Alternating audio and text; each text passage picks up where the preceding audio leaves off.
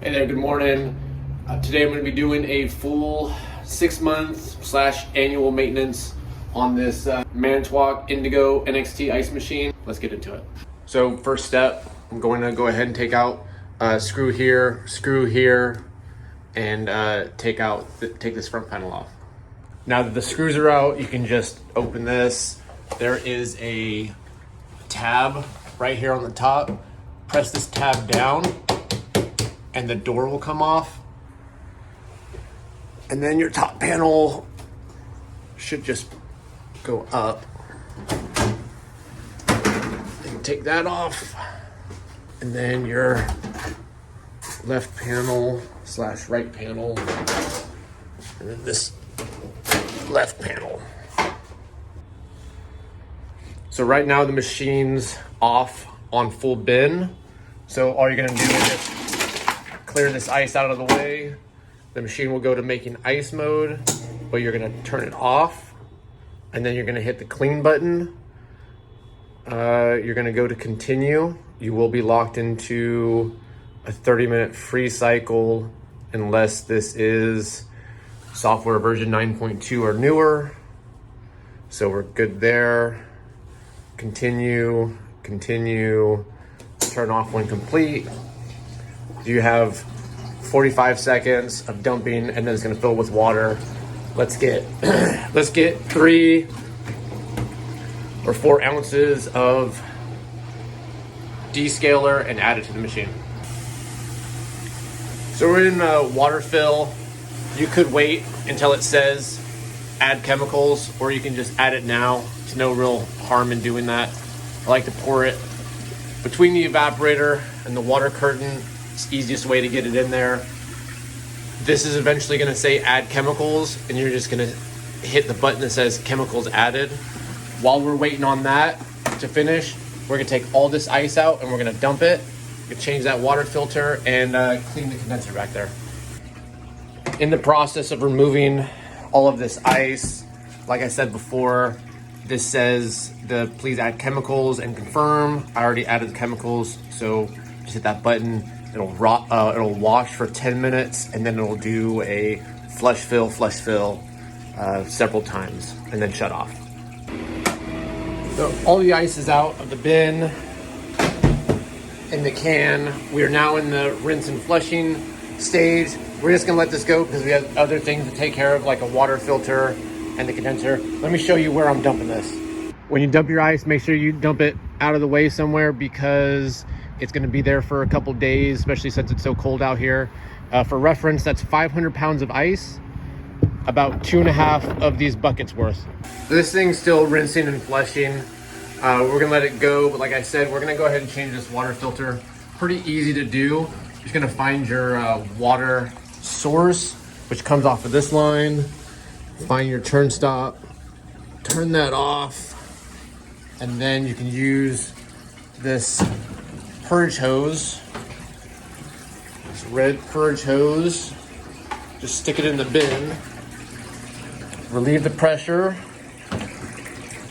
and then this filter should come off with just a quarter turn, and then it will come down. And we're gonna take this over to our sink. Let that drain before we throw it in the trash can.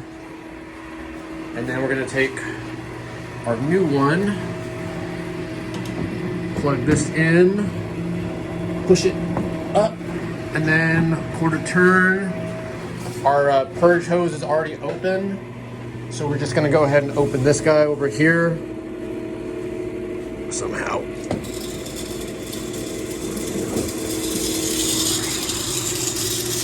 And we're gonna let this run for 5 minutes to activate the charcoal that's in this filter. Let the charcoal come from the bottom, coat the filter, make sure that this is working properly, get all the air out of it. Sometimes some of the black charcoal that's inside the filter will come out this hose, come out of the filter in your ice machine. That's why you want to purge it. Like I said, 5 minutes, and then that'll be done. So I'm purging my filter anyways. I like to use the water from my filter to kind of melt out the leftover little ice bits It'll make it easier later when you go to scrub out the storage bin to not have these ice particles in your way. One last thing about your filter, make sure you date it either with the date you installed it or the date it needs to be changed. That way the next person knows how old the filter is. We're also going to be cleaning this condenser back here. Luckily, it's got a little bit of access. There's this air baffle right here, the black part. It needs to come off. Use a 5/16 nut driver. There are a couple of 5/16 screws that if you just loosen them up, top and bottom, just loosen them up. This will slide up somehow, maybe. Slip up and out of there. Set that up top, and then this guy will come out. Wash this off in the sink, and then we're gonna brush this and blow that out. So if you take your pre-filter to the sink, just wash it out with some water. It's pretty much all it needs. If you wash it kind of backwards, get the lint off of there. We'll do this first, give it some time to drip dry while we clean the condenser on the ice machine. First step, use your coil brush, and we're just gonna brush this out. You go with the fins, get anything off of the outside.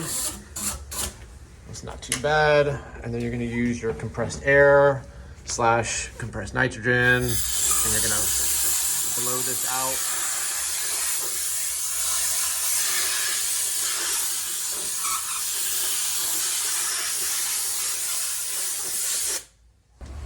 So now that this is washed out and our condenser is clean, we're just kind of do the steps in reverse.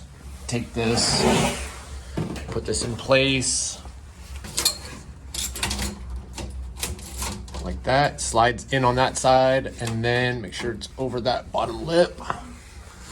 Take your air baffle. This not only helps to prevent the hot air from recirculating, but it keeps this pre-filter in place, and then just slide it there, use your nut driver and tighten that up.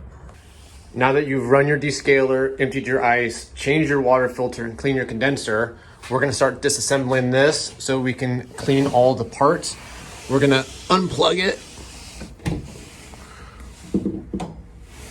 so that we don't get shocked, okay? No power. And then this comes off by flexing the middle out, and then it comes right out of there. I don't recommend doing it with one hand. I've done it a couple times, so I can do that. This is actually exactly the way I found it. This screw, our finger screw, is hanging out. This should have been tightened. They have a tendency to loosen up over time just from the vibration of the machine. So make sure when you tighten them, they're more than just finger tight. You might want to just get a little wrench and just snug it a little bit more than finger tight. You don't have to go crazy because you will break something, but they shouldn't be able to come out with your fingers because they have a tendency to loosen all the way up, and then they fall out and they disappear and whatnot. So anyways, take these all out because you need to get this water distribution tube out.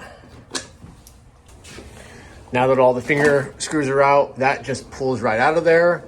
This one is sometimes a pain to get out, but if you loosen up one side and then the other side, and then just try to work the middle of it out, there are a couple of O-rings in there. Those O-rings hold it into that hole, and it can be kind of a pain. So then take these. I've been just kind of transporting them over here to the sink because that's where I'm gonna be washing all my parts. Next step is to remove this water trough. The way you're gonna do it is you're gonna loosen up that one, and you loosen up that one, and you should be able to slip it out. There's also a trick where you cross your arms. It's actually a really good trick. I'm not gonna be able to do it right now. Take this, put this over by the sink. So this part right here actually comes out. It's called a water diverter. It's a 3/8 nut driver. What you do is just loosen this up. And you can get it out the rest of the way with your finger. Come on. And then that'll slide out of there. See how dirty that is? That's the reason why we want to clean this part. A lot of people miss it, as well as up inside there needs to be cleaned. It's not that bad. Next parts you're gonna want to take out are your water level probe and your water pump. To get the water level probe out, you're just gonna pull down on it. Be careful that your cable's not all tangled up. It's up in there somewhere. I'm just gonna feed it down through this hole so that I don't yank on the cord and risk damaging something.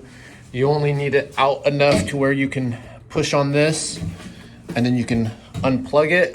And then I'm gonna take that wire and I'm gonna shove it back up inside there because I don't want to get it wet. If you get it wet, the machine acts all funny and thinks that there's water when there's not really water. All right, onto the water pump. So water pump, sometimes they get stuck up in there, but you just kind of have to give them a little shake and pull down. This one also has a plug on it, so try not to put too much pulling power on that cable so you don't break anything. I've never had one break on me, but there's a first time for everything.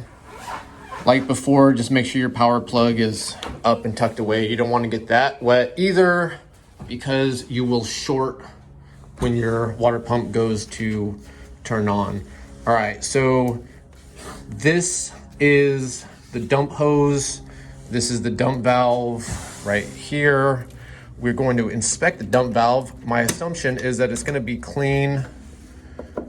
If not, we'll take it to the sink and clean it. It's pretty clean. I'll still rinse it off real quick and then put that back together. You're going to want to take this hose off. If you don't want to take it off all the way, something that I've gotten the habit of doing is I just disconnect this hose clamp here, and I'll disconnect this part of the hose, and I'll run my brush down the hose, and that'll be it for that. And then I'll reconnect it.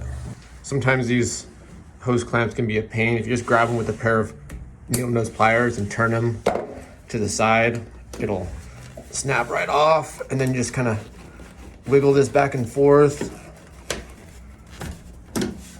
And then when I get to that point in the cleaning process, I'll shove my brush down there, but I want to have that open so that when I get to cleaning, all I'm doing is cleaning and I'm not doing any disassembling.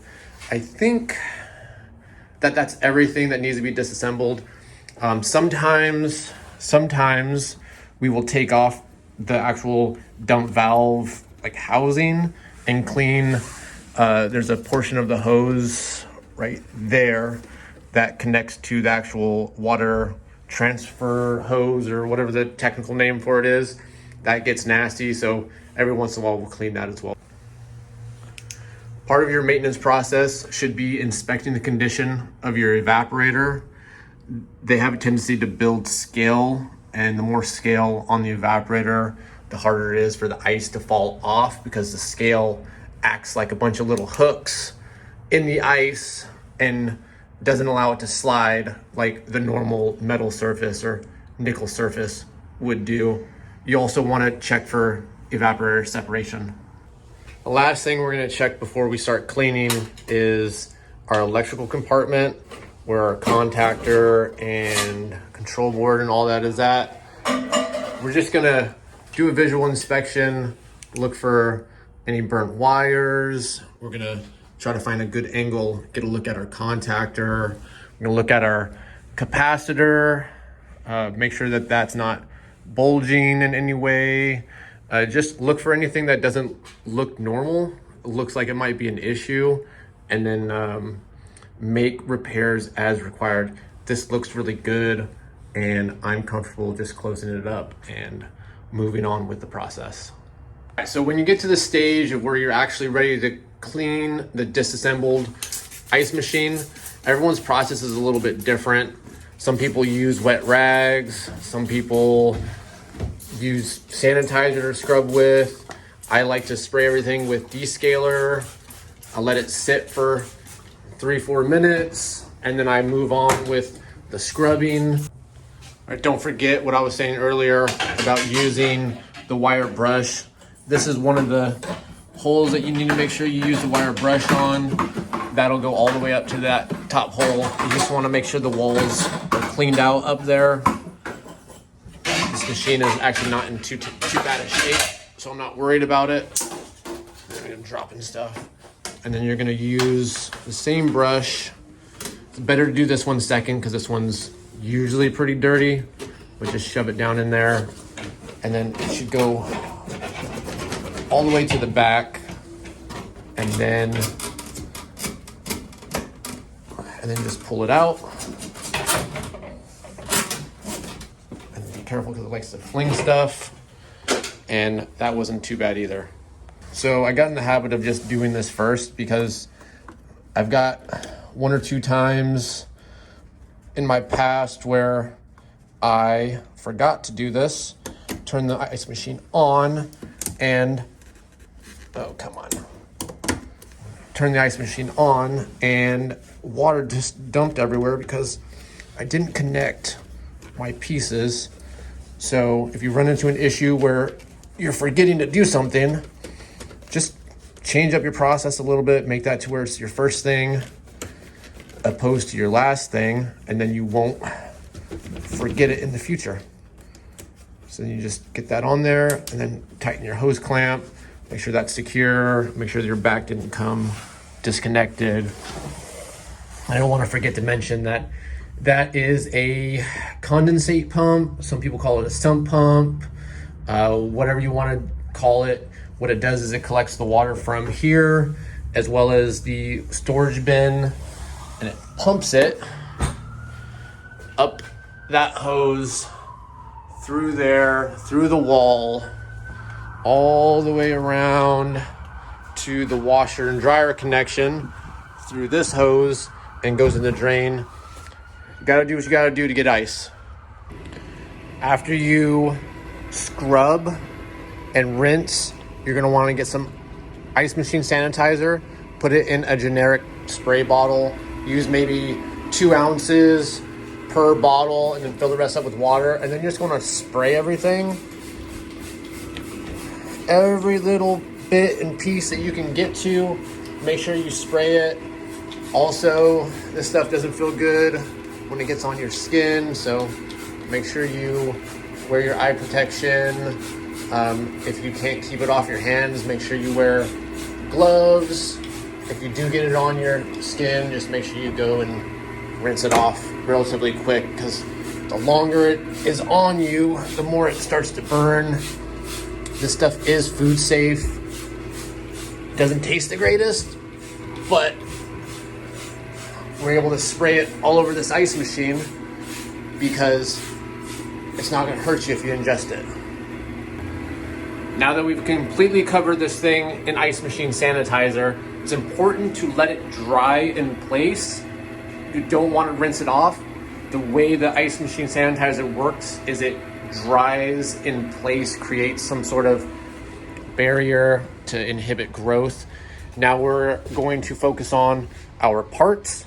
We're going to spray it with cleaner. We're going to clean it in the sink, rinse it off, and then we're going to spray it with sanitizer. Sorry I wasn't able to show the whole process, but that's the base of my condensate pump. I just dropped it. I made a little bit of a mess. It's still dripping. I wasn't able to show you the whole process of cleaning it, but just make sure that part of your process is cleaning out the condensate pump, because it has a tendency to grow stuff and get clogged up, and then you end up with an even bigger leak than what we got going on right now. I'm not going to show the whole process of how to clean every single individual part. Just a couple quick notes. From here up, don't get that wet at all. Otherwise, you're just going to ruin this thing. As well as this, from here up, don't get anything wet. This is your motor, your electrical connection. Just clean from basically here down. Use a variety of different things. This brush, also my green scrub pad, and then just clean all the individual parts. Sanitize them as you finish, stack them up off to the side, and then we'll move on to putting them together. So all my parts have been cleaned, sanitized. Now we're gonna, there's my water tray up there. Now we're gonna start putting this thing back together. The order in which you put these things back together doesn't necessarily matter. Start with the water distribution tube. You can start with the water pump or water level probe. Doesn't really matter. Just this thing goes back together the way you took it apart. You have to kind of fish these wires back here. Grab them, kind of push them down through the hole so that you can plug in your water level probe, as well as reach up in here somewhere. Grab your power cord so you can plug in your water pump, and just kind of do it like that. I'm gonna put it all back together, and I'll point out a couple of important things to keep a lookout for. When you plug these in, make sure that you don't bend any of the prongs in there, and then you're gonna feed it up through the hole, and you're just gonna hear a click maybe, just like that, and that's locked into place. It's still gonna be kind of loose, but as long as you hear that click, you're good. Your water pump's the same way. When you push it up into place, there is a click. Because we had messed with those wires, you're gonna wanna look back here.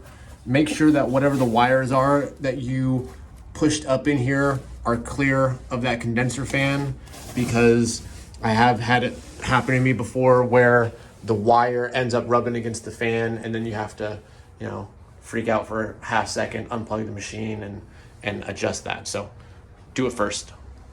So now that the water diverter is in there, water pump and your water level probe, you're gonna put this in there. Yeah, you can do the cross arm kind of shake thing, or you can just try to do it with one hand maybe.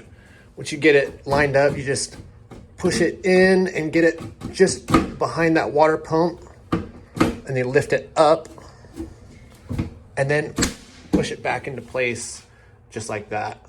It would have been easier if I had two hands, but if I can do it with one hand, you can do it too. So like I was saying earlier, these little finger screws should be more than finger tight, but you don't have to wrench them down super hard. You just don't want the vibration of the machine to wiggle them loose. And once you get those tightened up, you take your ice thickness probe, and left side goes in, right side goes in first, squeeze it together, and your left side goes in. You want to make sure that this cable isn't tangled up, so when you pull it out, it wants to go back to that position. Sometimes it'll be wrapped up, and then you'll kind of have this kind of floating, and it's not that back end of that screw isn't actually resting against the distribution tube. So just make sure you don't have this all tangled up. It shouldn't be that hard to figure that out. One last thing, sometimes when you take these things out and mess with them, the gap between the face of this ice thickness probe and the evaporator will get adjusted. It shouldn't, but as long as you measure it, I have this nifty little gap thing from Manitowoc. Essentially, it's 9/32 or a 7mm screwdriver, I believe. I've also heard people use like the width of a number 2 pencil between not the nipple, but just the flat surface of this and the flat surface of your evaporator, and you should be good. And then you can make small adjustments later. I went ahead and threw on the water curtain. That's kind of a difficult part to get on and off, but if you kind of pull out right here and push in right here, kind of bend the curtain a little bit, that will come out pretty easy. It just takes some practice. So I went ahead and plugged it in, put it into clean mode again. I'm just gonna spray everything with sanitizer one more time. You can actually take a couple ounces of sanitizer and dump it same way we did the descaler, and run your sanitizer cycle like that.